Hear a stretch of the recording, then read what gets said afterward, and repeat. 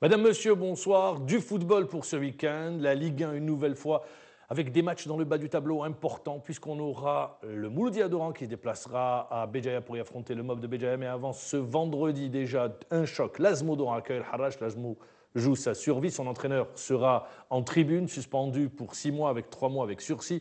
Et puis le CS Constantine, entente de Sétif. Le CSC où rien ne va plus. Le président a démissionné face à une équipe de l'entente qui revient tranquillement, sûrement. Sans oublier un derby Ned CRB et également un match, un classique du championnat, USMA JSK. Pour en parler avec nous aujourd'hui, Bouhellel Kamel, bonsoir. Merci d'être avec nous. Salah Bey Aboud, journaliste à InfoSoir. Tous deux, merci d'avoir répondu à l'invitation. Mais l'actualité, c'est également le Caire avec la Coupe d'Afrique des Nations. Ça y est, c'est fait.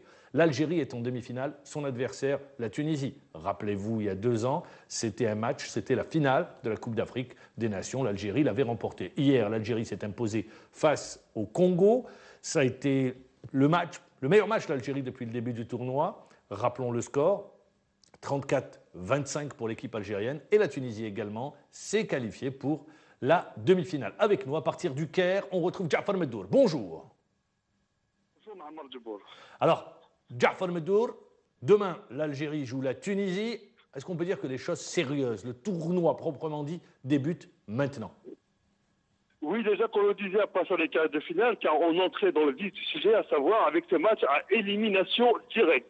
Les Verts, hier, contre le Congo, n'ont pas fait dans le détail. Ils ont fait un match appliqué, le match le plus abouti depuis le début de la compétition, mais surtout demain contre la Tunisie.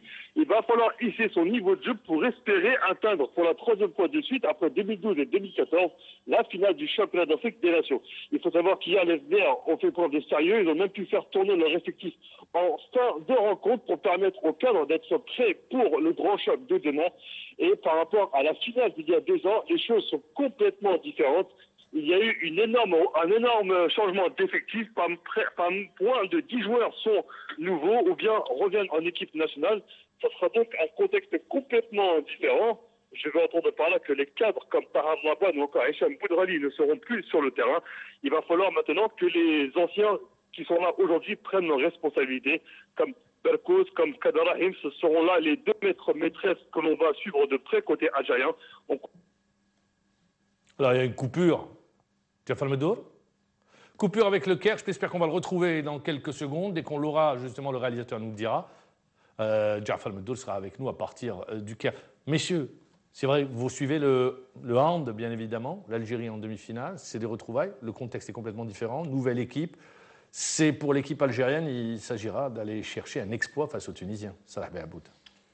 Oui, si on prend un peu tous les ingrédients qu'il y a autour de ce match et comment que l'équipe s'est préparée. D'abord, il faut rendre hommage à M. Salah Bouchkiliou qui a en record monté toute une équipe qui amorti le choc devant l'Égypte lors du premier match. Elle a géré comme il le fallait un peu tous les matchs. Hier, on a vu une équipe algérienne qui a sorti le grand jeu. Le match le plus abouti. Voilà, le match le plus abouti. Maintenant, c'est un autre test. Bon, on sait, tout le monde sait que la hiérarchie africaine, c'est l'Égypte, Tunisie, Algérie aujourd'hui. On va me dire en régie si on a le Caire ou pas. Alors, il y a une coupure, j'espère qu'on va le retrouver. Vous dites donc, pour vous, face à cette équipe tunisienne, l'Algérie n'a rien à perdre, c'est les Tunisiens qui sont les favoris. C'est clair. En plus, ce qui est bien, c'est qu'il y a un rajeunissement de l'équipe algérienne. Donc, il y a beaucoup de jeunes qui jouent un peu cette compétition. C'est un peu un gage pour l'avenir. Et donc, si l'équipe algérienne est bien appliquée, ça sera un match un peu très dur. Il se jouera sur beaucoup de détails, que ce soit en défense ou en attaque. Ils ont un bon coup à jouer. S'ils gagnent, ça serait extraordinaire pour cette équipe. C'est très tactique le hand. Vous, entraîneur de foot, vous suivez la compétition? Oui. Parce qu'il y a beaucoup de données comme en football. Il y a des ressemblances. Surtout quand il s'agit de la contre-attaque là. Nous, en football, on utilise certains exercices pour faire les contre-attaques. D'ailleurs, il y a des entraîneurs de foot qui disent qu'on s'inspire beaucoup du hand sur le plan tactique. Bien sûr, il y a le positionnement. Le football, aujourd'hui, c'est devenu du hand pour certains. Oui. Je peux dire qu'il y a une relation assez étroite entre certains dispositifs tactiques du hand par rapport au football. Pour vous, demain, le match Algérie-Tunisie? Déjà, c'est un derby, il ne faut pas oublier. Au-delà du derby, quand on regarde la préparation tunisienne, le parcours des Tunisiens, le parcours de l'Algérie, nous, l'équipe nationale a dû travailler dans la précipitation, disons, dans le replâtrage. C'est ce qui s'est passé. Bon, ça va être dur. Pour nous, peut-être, ça va être un exploit hein, si on va battre les Tunisiens. C'est tout le mal qu'on souhaite. Je rappelle, le match aura lieu à 19h demain, Algérie-Tunisie. On est dans la peau de l'outsider. Oui, on est dans la peau de l'outsider. Très bien. Il est avec nous, Jafar Meddour. Jafar Meddour, alors très rapidement, comme ça il n'y aura pas de nouvelles coupures, l'Algérie, les Tunisiens sont les favoris face aux Algériens. Exactement, donc le statut de favori sera sur les épaules des Tunisiens, c'est tout à notre avantage. Comme le match d'ouverture face à l'Égypte, où c'était donc les Pharaons qui étaient les favoris. Ils s'en sont bien sortis avec cette victoire de 4 buts contre l'Algérie. Et la Tunisie, hier, a fait tourner son effectif pour venir à bout du Cameroun sur le score de 24-20. La Tunisie restera aussi revancharde sur l'Algérie suite à sa finale perdue en 2014 à la Salle Harsha. Je vous le disais donc, demain, il va falloir jouer avec sérieux et application pour espérer atteindre une 3e finale de suite, ce qui serait synonyme d'abord de qualification pour le championnat du monde 2017 en France. Surtout, on aura aussi l'occasion d'aller défendre notre titre et pourquoi pas aller décrocher le seul et unique pied qualificatif pour les JO. Le finaliste, quant à lui, sera repêché en tournoi de qualification, mais on a une grande interrogation. Comment on va se comporter demain? Faudra-t-il jouer à fond pour aller se qualifier en finale? Ou bien gérer physiquement pour être prêt pour le match de classement? Ça sera probablement contre l'Angola, l'Angola aussi va également faire preuve de gestion face à l'Égypte pour être prêt également pour le match de classement. Donc c'est une grande problématique côté algérien. Faut-il jouer à fond dès demain pour aller en finale? Ou bien, au bout de la première mi-temps, faire preuve de gestion? On aura la réponse demain soir. Demain, réponse rapide s'il vous plaît. Il y a des blessés côté algérien ou bien l'effectif est au grand complet? Pour le moment, mis à part Sassy Boutif qui dépasse à 100%, qui peut jouer uniquement par moment en défense, on ne compte aucune blessure dans l'effectif, mis à part de la Belmeni, bien sûr, qui est out pour la suite de la compétition après son match contre le Maroc. Les supporters égyptiens seront avec l'Algérie ou avec les Tunisiens? Ah, ça c'est la grande. Écoutez, on aura la réponse demain, car hier, si on prend les quarts de finale, il y avait un petit peu de public dans la salle. Les Égyptiens avaient bien sûr une tendance avec les équipes d'Afrique du Nord et du Maghreb. Pour demain, pour un derby entre Maghrébins, difficile de savoir pour qui seront les supporters égyptiens. On aura la réponse demain soir, en tous les cas. Il y aura un petit peu plus de Tunisiens, car les Tunisiens sont un petit peu plus nombreux pour le moment dans la salle pour supporter leur équipe. Merci Jafar Meddour. Je rappelle, vous étiez en direct du Caire, Algérie-Tunisie, demain à 19h. Le football, avec le championnat de Ligue 1, ça y est, plus on s'approche, plus on avance, plus on est proche de la fin. Demain déjà 2 matchs, et non des moindres, notamment un derby de l'Est. CSC en tente de Sétif, le CSC en pleine crise. Le contrat de Chalfa, rappelons-le, a fait couler beaucoup d'encre, 470 millions bruts. Bien évidemment, il a été retouché, renégocié ce contrat, mais disons que sur le plan médiatique, ça fait beaucoup de mal à l'intérieur du groupe. D'ailleurs, du coup, la réunion du bureau fédéral, ils ont décidé plus de franco-algériens âgés de plus de 27 ans. Ça, c'est la première décision. Deuxièmement, le président qui démissionne, préparer un tel match alors qu'ils sont premiers non relégables, est-ce que c'est les meilleures conditions? Qu'est-ce que vous dites? Pas du tout, Mohamed. Je pense que le CAC est dans la crise depuis bien longtemps et il arrive justement à ce problème là, c'est qu'il n'arrive pas à retrouver la sérénité. Il n'y a plus du tout de sérénité. Non, du tout. 7e président en 3 ans. Sur le plan des résultats, ça ne marche pas du tout. Donc je ne sais pas comment ils vont s'en sortir, d'autant plus qu'ils auront un adversaire de taille en la matière de l'entente décisive qui revient très fort. Qui revient très fort. Justement, je me tourne vers vous. Le CSC qui revient d'un match nul, rappelons-le, à Oran, face au Mouloudia d'Oran, un but partout. On pensait que c'était la calmie, la sérénité.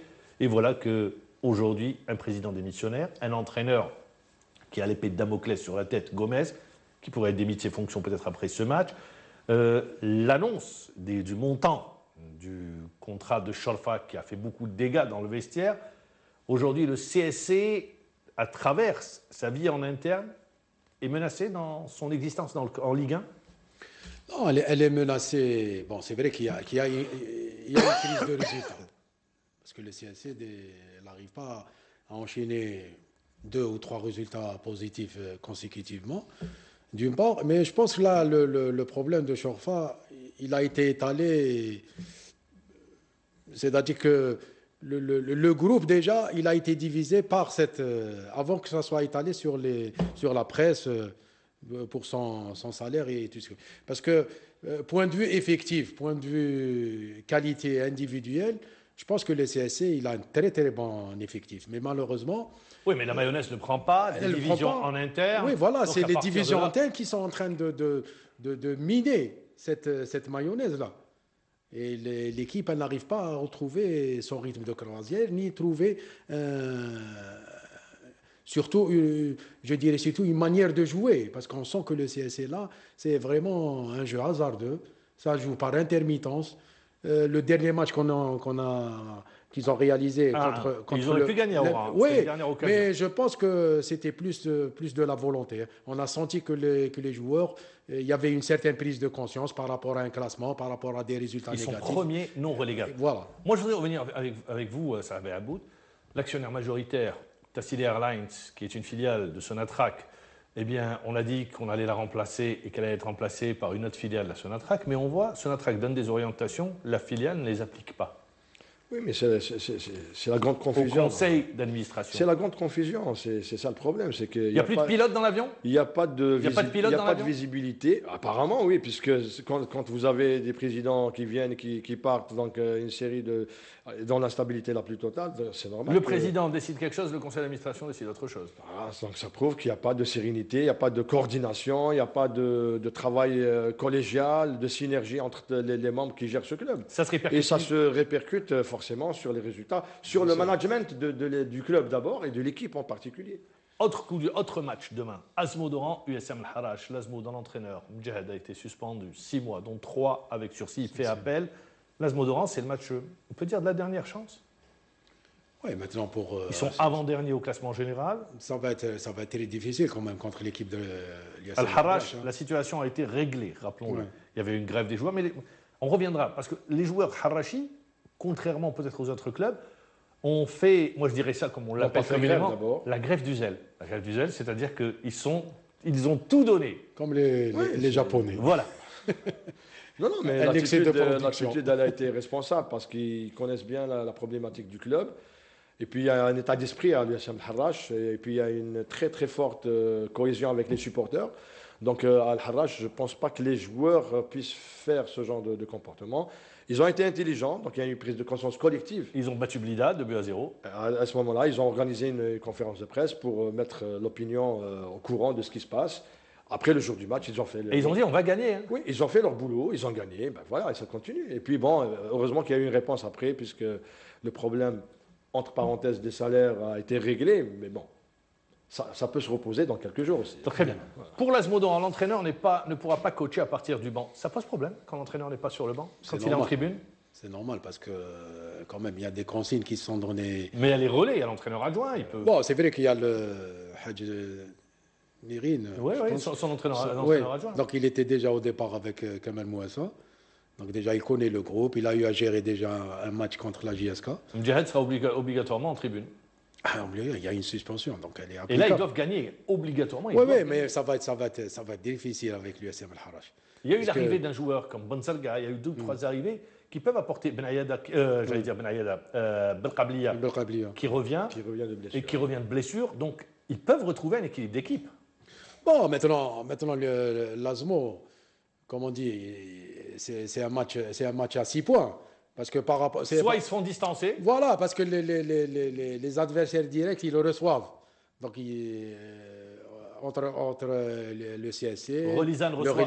Là, il y aura un match à 6 points. Voilà. Relizane, parce que ça, c'est un match de équipes qui sont le premier relégable. Donc, le faux pas, il est interdit pour l'Asmo. S'ils veulent garder certaines chances pour se maintenir. Et surtout sortir de la zone dangereuse. Mais ça va être difficile. Oui. Ça va être très difficile. Messieurs, demain, samedi, il y aura un classique du championnat, USMA-JSK. L'USMA est en train de marquer le pas actuellement. 2 matchs nuls de suite face à une équipe de la JSK. Je ne sais pas si vous serez d'accord avec moi, contre le MOP, pour moi, on a vu une belle équipe de la JSK. Au-delà du résultat, sur le contenu. Oui, déjà d'abord face au CSC, puisqu'ils sont revenus avec une victoire 1-0. Et je pense qu'ils jouent mieux à l'extérieur qu'à Tizi Ouzou. Bon, là, ça sera un autre match face à une USMA qui veut préserver son statut de leader et qui n'a pas encore gagné sur la phase retour. Sur la phase retour depuis le début de l'année. La JSK qui, à travers les déclarations des uns et des autres, est très motivée pour aller chercher un bon résultat. Ça fait longtemps qu'ils n'ont pas réussi à prendre des points et gagner à Omar Hamadi. Je pense qu'ils ont déjà fait un match nul. Ils ont éliminé l'USMA en Coupe d'Algérie. En championnat. Oui, mais en championnat, je pense que ça sera dur pour les 2 équipes. Je pense que l'USMA, en ce moment, marque un peu le pas. Justement, on va écouter l'entraîneur de l'USMA d'Alger en conférence de presse, Miloud Hamdi, qui part de ce match face à la JS Kabylie. Je pense que ça va être une belle affiche et un beau match entre deux belles équipes. Une belle fête du football algérien et nous on espère produire le plus beau jeu possible et récupérer les 3 points à domicile. Aujourd'hui on est sur une série de 16 matchs sans défaite, ce qui n'est pas rien. Je pense que ça fait très longtemps que c'est pas arrivé dans le championnat algérien. Maintenant, et je trouve ça complètement légitime, normal que toutes les équipes qui jouent l'USMA veulent être l'équipe qui font tomber le leader. Toutes les équipes vont vouloir nous faire tomber. Je trouve ça quelque part normal. Mais c'est là où on doit quand même puiser notre motivation, notre détermination pour pas justement tomber. On a tendance à l'oublier. 16 matchs sans défaite pour l'USMA d'Alger. Une seule défaite, c'était lors de la première journée. Mais depuis, même s'ils n'ont pas gagné depuis janvier de la reprise du championnat, ils restent invincibles. Ouais, quand même, ils ont eu 2 matchs très difficiles, hein, à savoir le Net, quand même, qui revient très très fort, et surtout dans les derbys, et en voyant leurs prestations. Et c'était aussi le Net, le tombeur des grandes écuries, hein, à savoir la JSK, l'US, l'Entente de Sétif, le Mouloudia. Donc je pense que le match nul contre l'Entente de Sétif, quelque part, il est mérité, mais il y a eu la réussite du Beaucoup disent que champion, actuellement, l'USMA n'arrive pas à convaincre par ses prestations. Ouais. Est-ce que vous partagez ou pas? Oui, je pense que les 2 matchs qu'on a vus, les 2 derniers matchs, que ce soit le derby contre le NED et l'Entente de Sétif, comme vous l'avez bien dit, Mamar, elle marque un peu le pas. C'est 4 points. C'est 4 points. Non, au-delà du plan comptable. Oui, au-delà du plan, je pense que aussi même la prestation n'a pas été vraiment. C'était pas l'USMA de l'allée qu'on voyait efficace, dominante. Elle est pour vous dans le dur, cette équipe qui avait repris au mois de juin. C'est peut-être la période. Quand même, ils ont eu 3 semaines de trêve. Hein. Comme ils étaient éliminés de la Coupe d'Algérie, donc je pense qu'il y a eu un rechargement de batterie, mais on voit que c'est pas la sérénité de l'USMA dans le jeu. Hein. C'est ce qui se dégage pour vous. Oui, on voit que l'USMA est moins conquérante parce que il faut dire aussi que les matchs dans la physionomie a changé aussi. Hein. Les équipes maintenant sont plus aguerries et sont mieux préparées pour l'USMA. Il le dit si bien, Hamdi, tout le monde se prépare pour l'USMA. Donc, tout le monde veut faire tomber le leader. Oui, tomber le leader, mais en même temps gagner des points. Hein. C'était le cas de l'Entente de Sétif, c'était le cas du Il y a une chose, Mamar, pardon, on voit les 2 buts qu'ils ont encaissés, que ce soit contre le NET et contre l'Entente de Sétif, on voit vraiment c'est des erreurs défensives. Quand celle de Khaled qui a fait une passe en retrait vers le gardien mal appuyée et un très mauvais marquage lors du but contre l'Entente de Sétif, là, c'est pourquoi on voit que il n'y a pas cette sérénité. On sent que sur le plan défensif, l'USMA elle a un peu reculé. Il y a de la fébrilité sur le plan. Et je rajouterais également, en ce moment, quand Beljelali ne tourne pas vraiment bien, je pense que l'USMA a du mal à faire le jeu devant. Ils avaient Beljelali en début de saison, pendant l'été. À un moment donné, il n'y était plus, donc l'équipe a continué plus ou moins à évoluer sur un peu le même rythme. Mais là, en ce moment, Beljelali n'est pas vraiment dans sa forme. Et donc l'équipe marque un peu. Il y a Ben Khamassa également. Oui, mais ils n'ont pas le même rôle. Ben Khamassa, il fait un bon travail. Alors justement, l'USMA d'Alger, tout le monde est en train. L'USMA d'Alger est pris en chasse, notamment par les équipes qui suivent. Et le CRB. En premier, le CRB. Le CRB qui joue le net. Rappelez-vous, au match aller, 3-0 pour les Chebab Riadi de Belouizdad, c'était au stade Mustapha Tchaker. Le net, cette déclaration, et je me tourne vers l'entraîneur, une telle déclaration de Bouzidi, elle laisse des traces, inévitablement. C'est normal. Il y a un doute qui va s'installer. Dans le vestiaire? Dans le vestiaire, entre les joueurs, je ne sais pas, de staff technique joueurs, l'entraîneur avec les dirigeants. Donc vous voyez à peu près, moi j'aurais aimé que c'est des trucs qui restent internes pour le club. Il l'a fait tout juste après la déception du résultat, du nul à domicile. Peut-être, Marmal, on comprend, peut-être c'était une réaction à chaud. Oui, mais qui laisse des traces. Mais qui laisse des traces. Est-ce qu'en une semaine, on peut... Je vous pose la question aux techniciens. Non, ça va parler. Entre les joueurs, ça va parler. Voilà, dans le vestiaire, c'est sûr. C'est sûr que ça va parler. Il y a eu des déclarations également de dirigeants. Ils disent, mais Saoudi devra apporter des preuves. Donc, c'est-à-dire, c'est pas rester juste... Donc, il y aura toujours un problème de concentration. Pour vous? Oui. Qu'est-ce que vous dites ça? Moi, je ne suis pas très d'accord. Hein. Moi, je reste persuadé que le jour du match, au coup d'envoi, les joueurs seront dans leur match. Et on a vu une bonne équipe du Net face à l'USMA. Ils ont d'ailleurs failli gagner ce match-là en deuxième mi-temps. Je pense qu'avec le CRB, il y a eu toujours cette petite susceptibilité entre les deux équipes. Il y a eu le match de l'aller 3-0. Je pense que les Serrans auront à cœur de prendre un peu leur revanche. Et j'espère qu'on verra un beau match au stade. Parce que n'oublions pas les positions au classement en général. Le Net également est dans une situation très complexe. Exactement. S'ils laissent des points, là, ils peuvent se faire reprendre. Ils savent qu'un derby, c'est quand on gagne un derby, donc on gagne en confiance. Et puis le prochain match, ils reçoivent chez eux. Donc ils auront un autre derby, je pense, avec l'USM Harrach. Avec l'USM Harrach. C'est un mois très compliqué. Très compliqué pour le Net. C'est pour cela que pour ce match-là, je pense que les joueurs seront concentrés sur leur sujet. Je pense pas que c'est vrai qu'il y a eu de la parlotte pendant la semaine, qu'il y a eu quelques mouvements dans le vestiaire, mais le jour du match, je pense que les joueurs seront concentrés sur leur sujet. Très bon. Juste avant de conclure, Rolizan, Hankouch qui arrive. Je pense que le quatrième entraîneur, c'est un peu l'archétype du club instable en Ligue 1. C'est un club qui monte, qui n'a pas les moyens de gérer son maintien parmi l'élite. Pour vous, c'est un club qui, dans la situation actuelle, va vers la Ligue 2 ? Tout droit. Tout droit, c'est ce que vous dites ? Oui, je pense que ça va être très difficile pour se maintenir maintenant. Hankouch, peut-être qu'il a la recette miracle. Hankouch, il est connu, c'est un gars qui a du vécu, de la bouteille, donc il sait parler aux joueurs du moins. Mais est-ce qu'il a tous les remèdes pour... Il a eu quand même une très bonne expérience l'année passée avec la GS Serra. Et avant avec le CRB, pour jouer le maintien. Je pense On verra si ça va fonctionner. Il a ce profil-là. Premier test contre l'Alba. Salah Béaboud, merci C'est d'avoir été avec nous. Également Kamel Bouhellet, je rappelle, entraîneur. Merci de nous avoir suivis. Bon week-end. On l'espère. On va prier pour une victoire de l'équipe nationale face à la Tunisie. C'est demain à 19h. Et puis on l'espère voir des buts et du spectacle dans le championnat de Ligue 1. Merci, au revoir. Bon week-end.